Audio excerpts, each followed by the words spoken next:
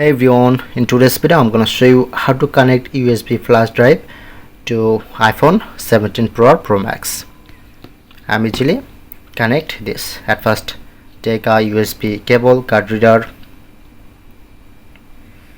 and need to converter. This is a USB to type C. Okay, just put in, open my file apps and just connect this.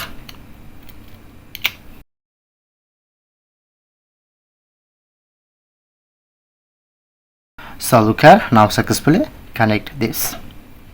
Okay, if you want to transfer any photo video file USB to iPhone or iPhone to USB, same process.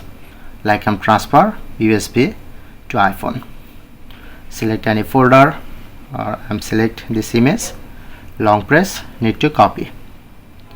Okay, now copy this, go back, open your iPhone storage.